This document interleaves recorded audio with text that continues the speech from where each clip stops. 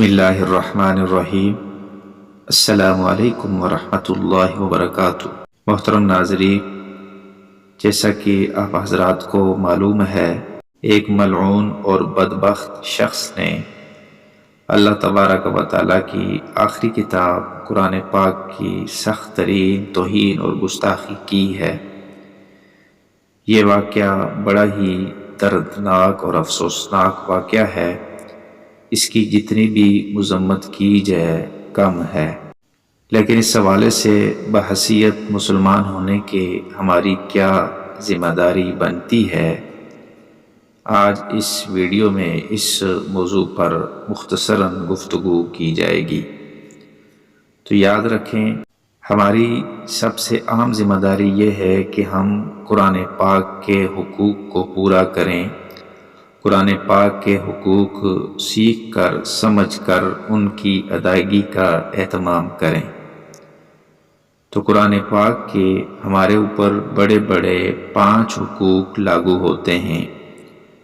Number 1، عظمت قرآن کا احساس، یعنی ہر مسلمان کے دل میں قرآن کی عظمت ہو۔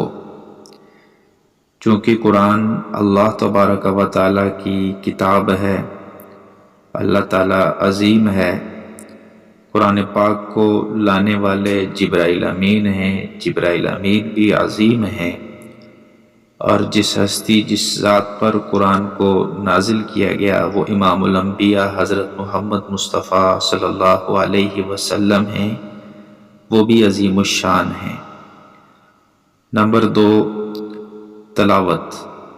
قرآن پاک کا ایک حق تلاوت ہے کہ اس کو اچھی طرح سیکھ کر، صحیح طریقے سے سیکھ کر اس کی تلاوت کی جائے۔ نمبر 3، محبت قرآن۔ تیسرا حق مسلمانوں پر قرآن پاک کا ہے محبت، کہ مسلمان قرآن پاک کے ساتھ ہر چیز سے بڑھ کر محبت کریں۔ نمبر 4، تدبر قرآن، یعنی قرآن کے معنی کو سمجھ کر اس کی آیات میں غور و فکر کیا جائے۔ یہ بھی قرآن پاک کا ایک اہم حق ہے۔ اور 5واں حق ہے اطاعت قرآن، یعنی قرآن پر عمل کیا جائے۔ جو جن باتوں کے کرنے کا قرآن حکم دیتا ہے ان کو پورا کیا جائے، اور جن سے روکتا ہے ان سے روکا جائے۔